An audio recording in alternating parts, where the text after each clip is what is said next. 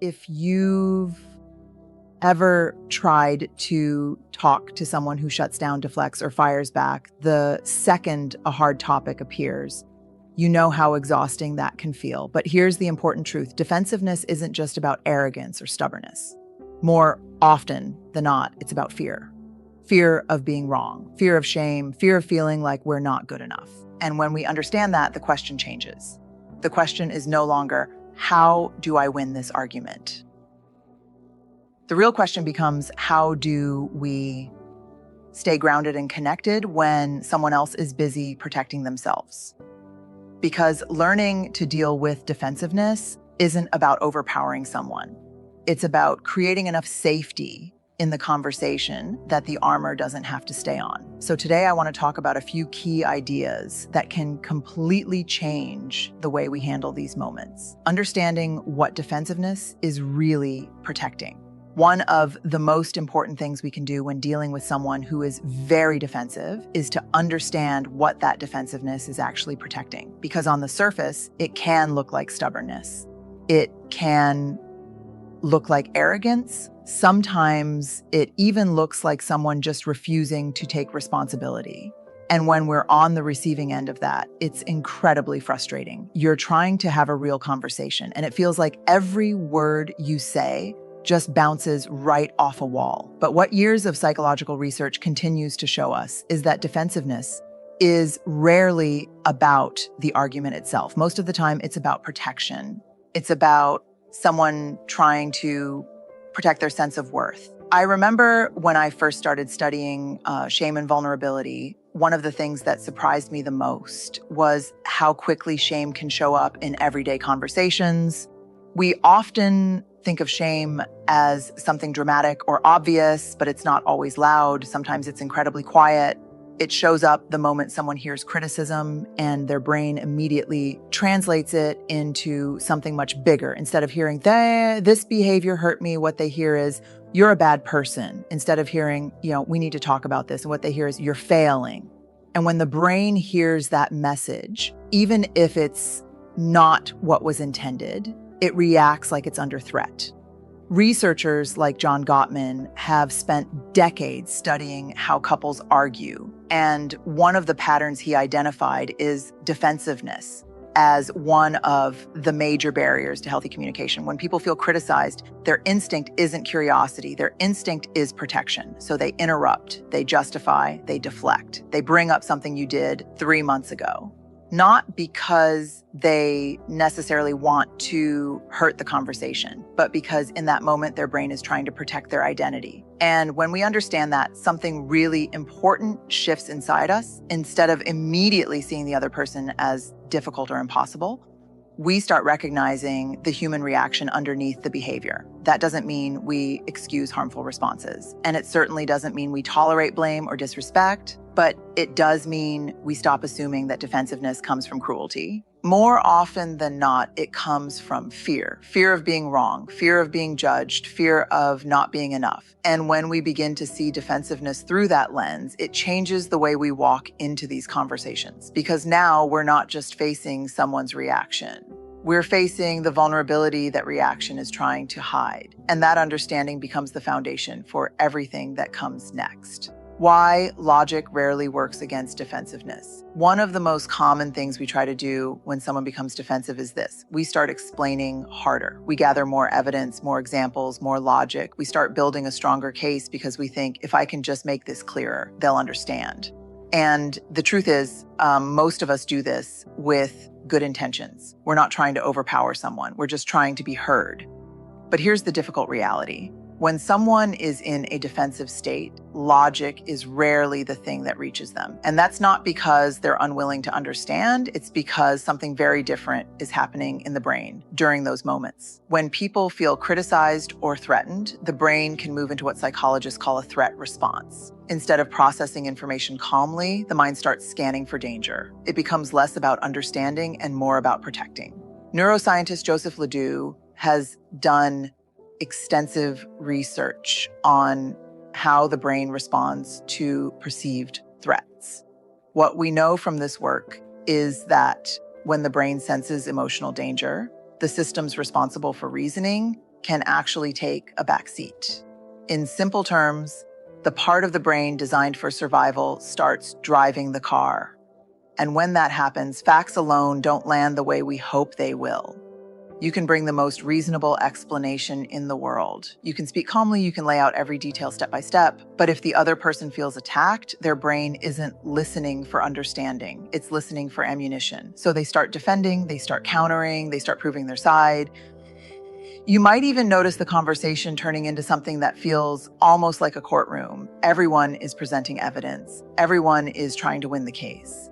And the strange thing is, the more logic we bring into that moment, the more the defensiveness can escalate, because now the conversation feels like a verdict. And here's the deeper truth. Human connection has never been built on winning arguments. It's built on emotional safety. People become open to hearing hard truths when they feel safe enough to stay in the conversation. When safety disappears, curiosity disappears with it. That's why trying to win the point with someone who is defensive often leads us further away from understanding. We end up pushing harder while they push back harder, and suddenly the original issue is buried under layers of frustration, which means if we really want conversations to move forward, we have to focus on something more powerful than being right. We have to focus on creating a space where the other person doesn't feel like they're on trial. How to stay grounded when someone gets defensive. One of the hardest things to do when someone becomes defensive is to stay grounded ourselves. Because the moment the other person raises their voice, interrupts, or starts turning the conversation around, something inside us reacts too. Our heart rate goes up, our thoughts start racing. And before we know it, we're no longer responding from a place of clarity. We're reacting. And I'll be honest, this is the moment where most conversations fall apart. Because defensiveness has a way of spreading. One person feels attacked, so they defend. The other person feels dismissed, so they push back harder. Suddenly, both people are trying to prove something, and the original reason for the conversation disappears under layers of frustration. But staying grounded is one of the most powerful skills we can bring into these moments. And when I say grounded, I don't mean passive, I don't mean silent, I mean having enough awareness of what's happening inside you that you don't get pulled into the emotional storm of the moment. Psychologist Daniel Goleman talks about something called emotional regulation. It's the ability to recognize when your emotions are rising and to pause long enough to respond with intention instead of impulse. And the truth is, this pause can change everything.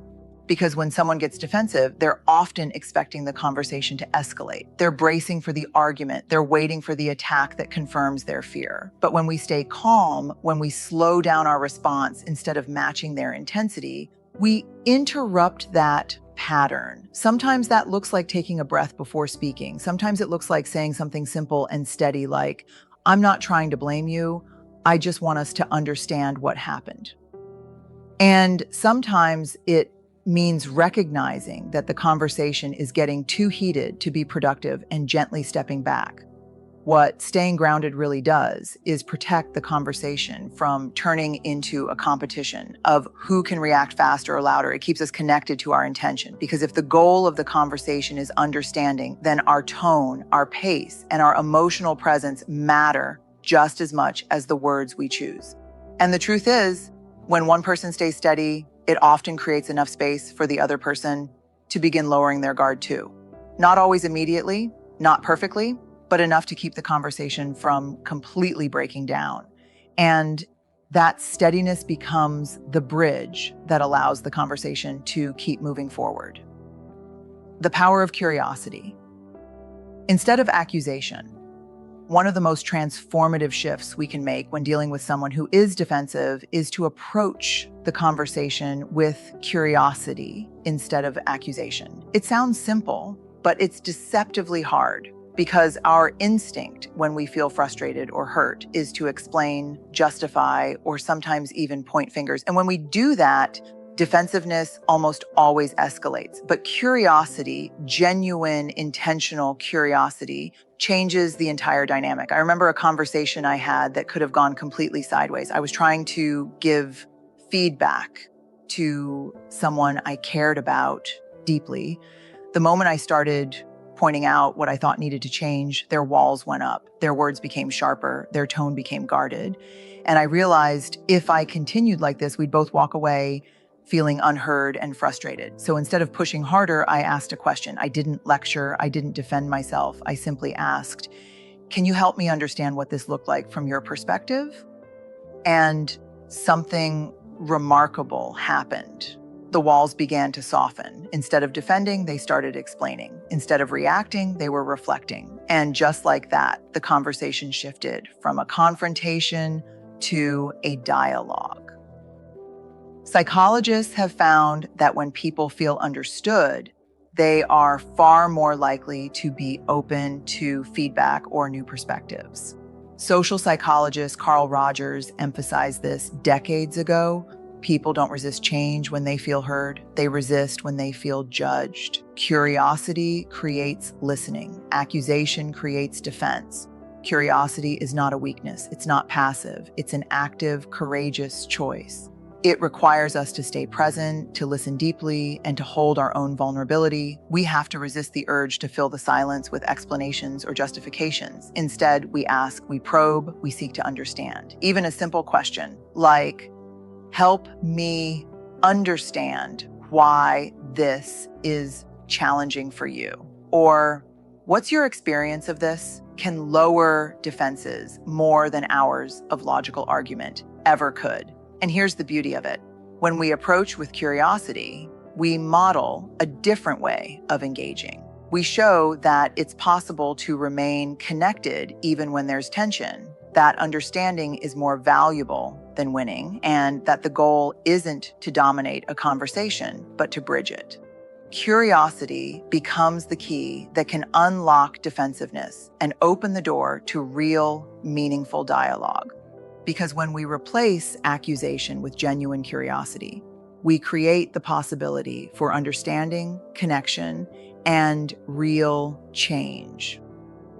Setting boundaries. When defensiveness turns into deflection or blame, one of the most challenging aspects of dealing with someone who is very defensive is knowing when to set boundaries. Because here's the truth. There's a big difference between someone protecting themselves in a moment of fear and someone repeatedly deflecting, shifting blame, or refusing to take responsibility. And when defensiveness crosses that line, if we don't have clear boundaries, the conversation can quickly become exhausting, frustrating, and even harmful. I've spent years studying vulnerability and human connection. And one of the things I've learned is that boundaries are not about punishing others. They're about protecting our own emotional well-being and creating the conditions for honest dialogue. Boundaries are essentially a way of saying, I respect myself enough to protect my time, energy, and integrity, and I want this conversation to be productive and safe. When someone begins to deflect or assign blame, it's tempting to try harder, to explain more, justify more, or prove that you're not the one at fault. But research in psychology consistently shows that when people feel attacked, they double down on defensiveness. It's a survival mechanism.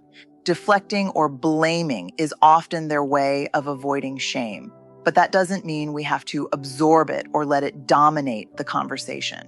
Setting boundaries is how we maintain our footing. Setting boundaries can look like a few different things. Sometimes it's verbal, calmly stating what is and isn't acceptable in the conversation. For example, saying, I want to have this discussion, but I'm not going to engage if we start blaming each other, or I need us both to speak respectfully, or we should pause and come back later. Other times it's behavioral, taking a step back, walking away, or giving yourself a break to prevent the conversation from spiraling. Boundaries are not walls. They're guideposts that help the conversation stay productive. It's also important to recognize that setting boundaries doesn't guarantee the other person will respond the way you hope. Some people may push back. Some may feel uncomfortable. That's okay. Boundaries are not about controlling others. They are about controlling your own engagement, your own emotions, and your own responsibility in the conversation. They create a space where accountability is possible without you becoming enmeshed in someone else's defensiveness. When we set clear boundaries, we're modeling what healthy communication looks like. We're showing that emotional safety, respect, and accountability matter. And over time, these boundaries don't just protect us, they can actually invite the other person to lower their defenses